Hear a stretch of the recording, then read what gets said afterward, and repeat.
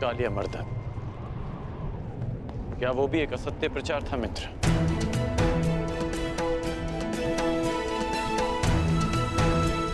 उस महाविषधारी महाशक्तिशाली सर्प का अंत करने वाला एक सामान्य मनुष्य नहीं हो सकता मित्र। इंद्र को परास्त कर देने से कोई ईश्वर नहीं बन जाता मित्र। तुमने भी तो इंद्र को परास्त किया, परंतु तुम्हारा कोई भक्त नहीं, तुम्हें कोई ईश्वर नहीं मानता। उल्टा बचपन से लेकर रंगभूमि तक तुम्हें तो संघर्ष करना पड़ा है। और विष से बच पाना कोई चमत्कार नहीं है मित्र। मैं भी बचपन से धीमे विष पे पला, तो क्या मैं स्वयं को अवतार घोषित कर दूं? तो तुम्हें लगता है कि कृष्ण ने ऐसा कुछ नहीं किया जो उन्हें एक सामान्य मनुष्य से ऊपर कर देता है? क्या कंस का वध कर पाना एक सामान्य मनुष्य के लिए संभव? तुम ही बताओ मित्र। हाँ, ये मैं मानता हूं। एक ग्वाले के लिए कंस वध करना बड़ी उपलब्धि, परंतु इसे हम एक ग्वाले की शक्ति कह सकते हैं, कोई ईश्वरी चमत्कार नहीं। तुम तो कृष्ण की हर उपलब्धि पर प्रश्न उठा रहे हो मित्र।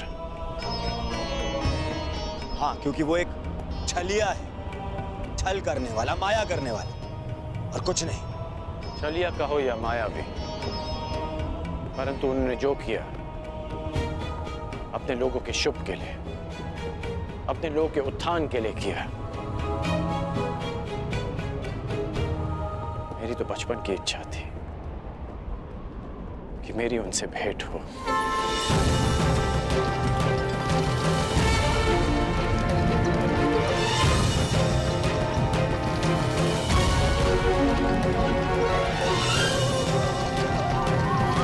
जरासंध के कारण ये भेंट तो होगी।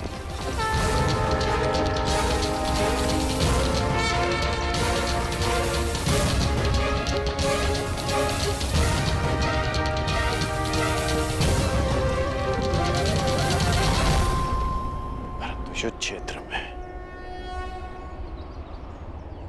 इसकी मैंने कभी कल्पना नहीं की थी। मित्र, मत भूलो कि तुम्हें अपने वचन के लिए उस कृष्ण से युद्ध करना है, और अपने शत्रु से इतना प्रभावित होना विजय का लक्षण नहीं है। वो मायावी है, तुम्हारे भ्रम को तुम्हारे विरुद्ध अस्त्र बनाकर तुम्हें पराजित कर सकता है।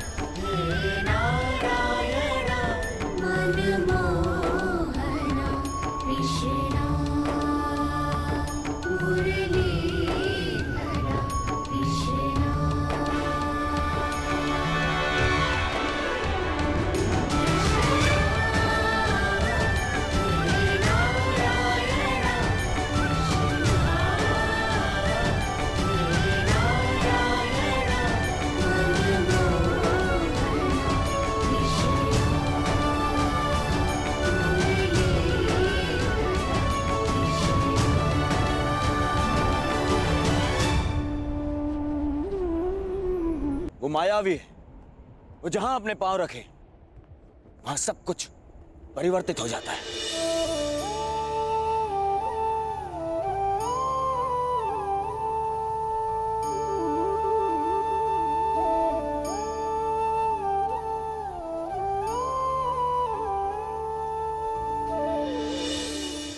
वो कब, कहां, किसके पास, किस रूप में पहुंच जाए, यह अनुमान लगाना कठिन है मित्र। तुम्हें उसकी माया से सावधान रहना होगा।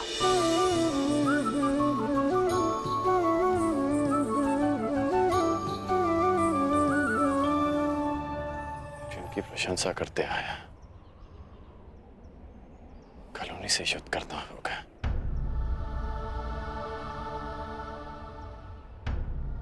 समझ नहीं आता कि क्या करूं। कर्म मनुष्य के मार्ग चुनने से निश्चित होता है अंगराज।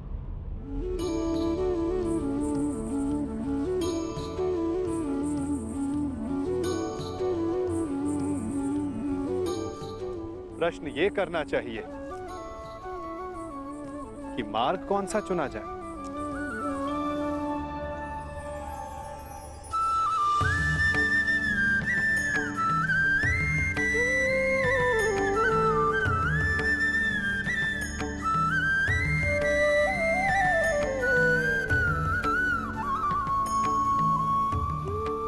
क्योंकि लक्ष्य उत्तम होने पर भी यदि मार्ग अनुचित हो तो लक्ष्य प्राप्ति असंभव है।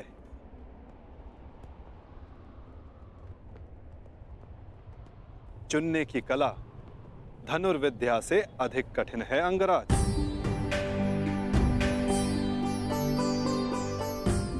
जैसे एक महान योद्धा उचित मार्ग नहीं चुनता तो अनुचित मार्ग उसे चुन लेता है और महान से सामान्य बना देता है। इसीलिए युद्ध, मित्र और शत्रु चुनने में सावधान रहना चाहिए। दो मित्रों के वार्तालाप में विघ्न डालने वाले तुम हो कौन? मैं कौन हूं वो महत्वपूर्ण नहीं, मैं क्या करने आया हूं वो महत्वपूर्ण है। हमारे कर्म ही हमारा परिचय बनते हैं। परिचय दो अपना। क्यों आए हो यहाँ? मैं नटवर हूं, महाराज जरासंध का दूत। अंगराज को उनके लक्ष्य तक पहुंचाने आया हूं, वहां ले जाने आया हूं जहां उन्हें होना चाहिए। बस, एक राजा को लाने के लिए एक राजा ही आए, यही उचित है।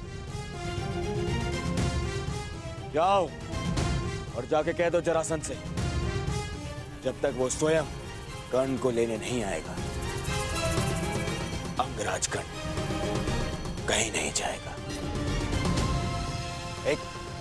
एक राजा को लाने के लिए जरासंध ने दूत भेजा।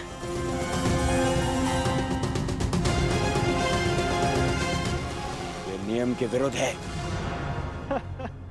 नियमों के विषय में हस्तिनापुर के महान राजकुमार दुर्योधन ने एक बात कही है। क्या वो बात आपने नहीं सुनी? क्यों?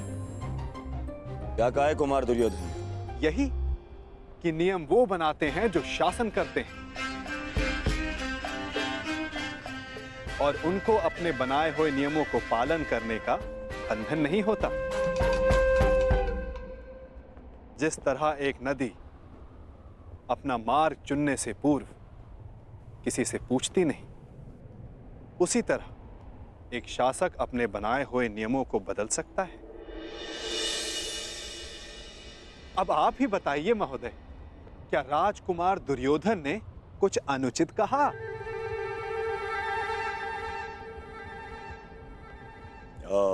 नहीं नहीं,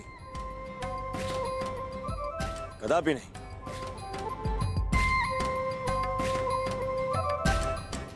दूत का कार्य है संदेश देना अंगराज, परंतु फिर से कहूंगा, चयन करने का उत्तरदायित्व तो आपका है।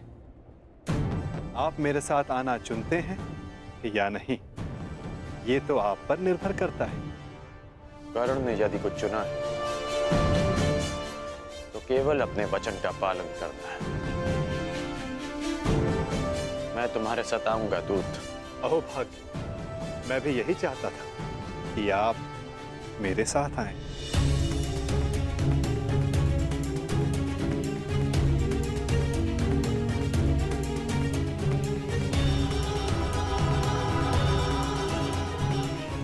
जाओ मित्रगण, मुझे भी हस्तिनापुर जाना है एक आवश्यक कार्य के लिए। एक उक्ति आपके लिए भी है राजकुमार। ईर्ष्या की अग्नि सबसे पहले ईर्ष्यालु को जलाती है।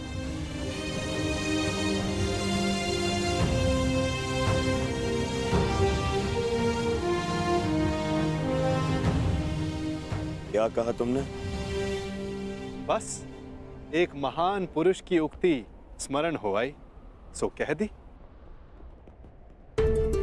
वैसे ये उक्ति राजकुमार दुर्योधन की नहीं है, पर हां, है उन्हीं के लिए।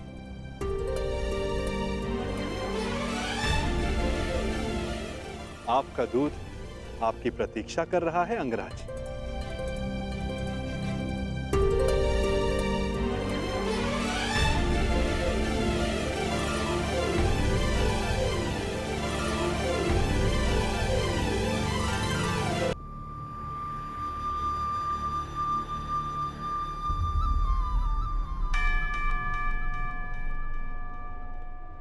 आपको लक्ष्य तक ले जाने का कर्तव्य मेरा है अंगराज, इसलिए रथ के अश्वों को किस दिशा में लेकर जाना है वो मेरे हाथों में। मैं अपना रथ स्वयं चलाना जानता हूं। जानता हूं, परंतु आज आपका सारथी बनने का अधिकार मेरा है। हां, अगली बार मैं ऐसा कर पाऊंगा या नहीं, ये निर्णय तो आपका कर्म और आपका चुनाव करेगा अंगराज।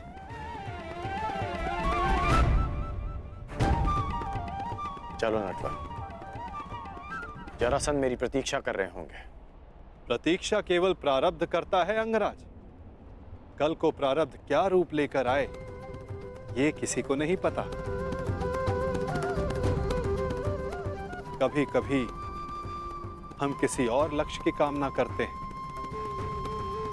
और हमें कोई और लक्ष्य चुन लेता है।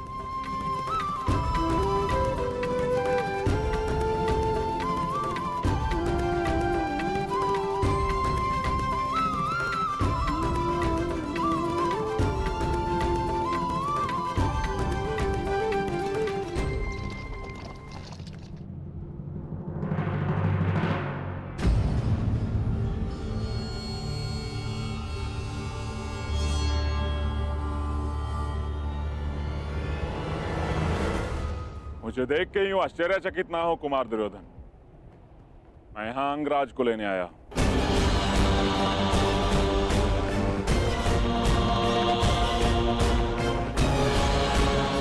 परंतु अभी अभी आपका दूत कर्ण को अपने साथ में लेकर गया। दूत? परंतु मैंने तो कोई दूत नहीं भेजा। एक राजा को स्वयं राजा लेने आएगा, यही नियम है। नहीं भेजा? फिर वो कौन था जो कर्ण को ले गया?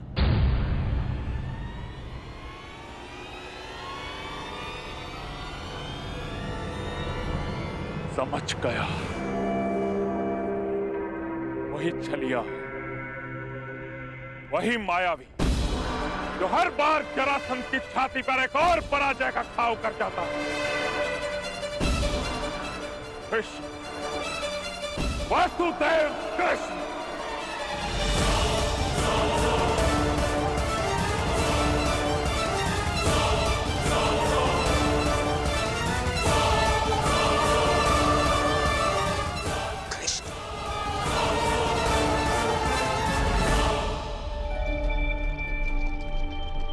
बहुत अच्छी बात कही तुमने कि यदि उचित मार्ग ना चुनो तो अनुचित मार्ग हमें चुन लेता है। किसने कही हैं ये पंक्तियां? अंगराज प्यासा नदी का मीठा पानी पीता है, उसके उद्गम की खोज नहीं करता।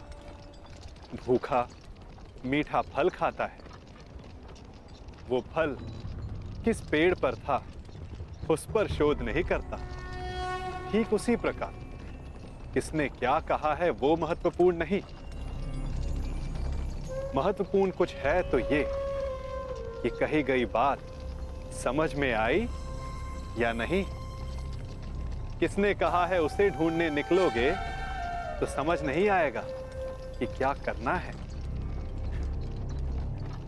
समझ गए ना?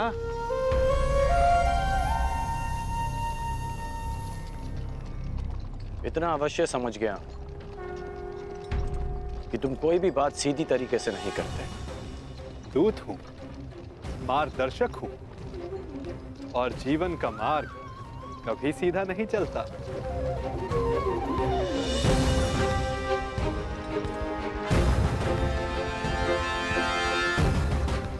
पहले भी मैं मगध सीमा आ चुका हूं,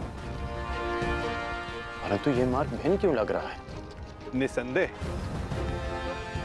आपकी यात्रा इस युग की सबसे रोचक यात्रा होगी अंगराज। इसीलिए इस यात्रा में आपका सहयात्री बनना चुना है मैंने।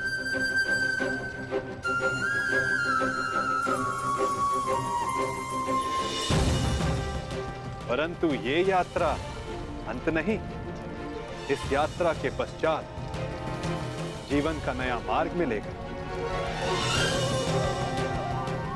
अब देखना यह है अंगराज कि आप कौन सा मार्ग चुनते हो।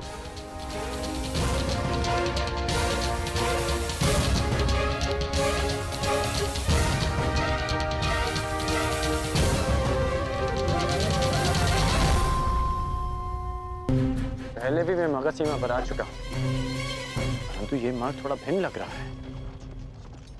सीमांत का मार्ग निश्चित नहीं होता अंगराज। निश्चित तो उचित अनुचित होता है, अर्थात उचित दिशा निश्चित करना ही सत्य है।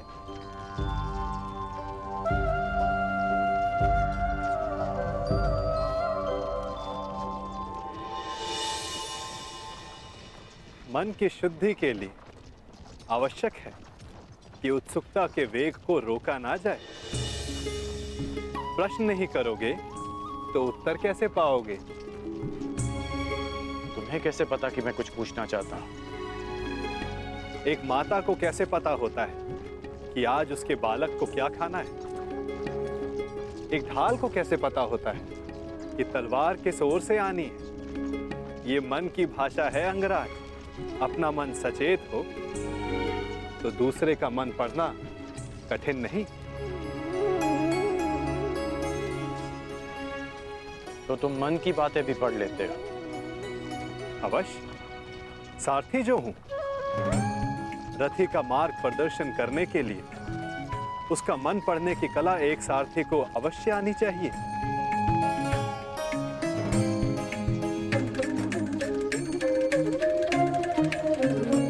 वैसे युद्ध करने में बहुत कुशल होना अंगराज। ये क्यों पूछा तुमने? ऐसे ही जो वासुदेव से युद्ध करने को उपस्थित हो उसका युद्ध कौशल तो विलक्षण होना चाहिए।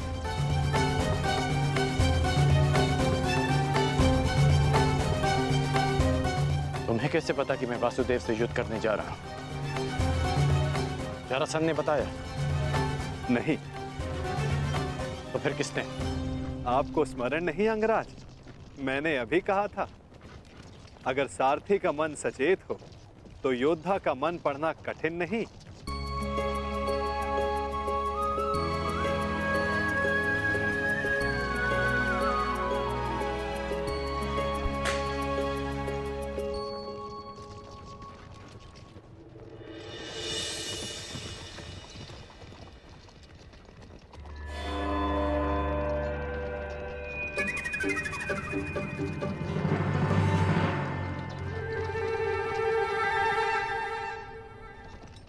सारथी, और तीव्र और तेज चलाओ।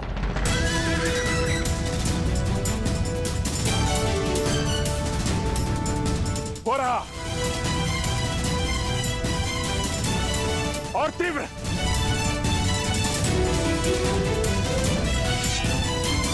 जरासंध को एक बार और मूर्ख नहीं बना सकता ये वासुदेव। और तीव्र।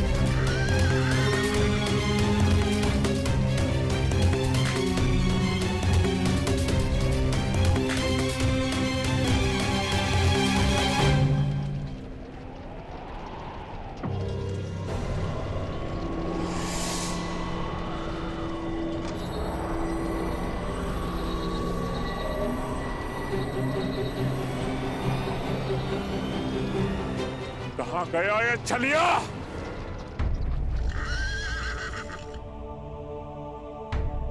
अब ये रथ क्यों रोक दिया? मेरा मन पढ़ने के लिए? मन पढ़ने के लिए नहीं, मार्ग पढ़ने के लिए। यदि लक्ष्य तक की यात्रा लंबी हो तो बीच बीच में रुककर मार्ग जांच लेना चाहिए, भाप लेना चाहिए कि कहां के लिए निकले थे, कहां तक पहुंचे हैं और कहां जा रहे हैं, और ये यात्रा आवश्यक है या नहीं।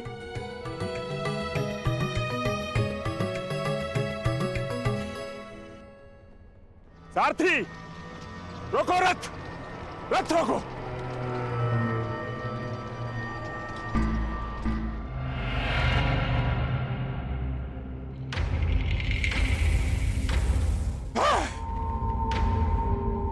फिर से जरासंध की आंखों में धूल चौंक गया ये कृष्ण, परंतु ये जरासंध भी हार नहीं मानेगा। चलो सारथी।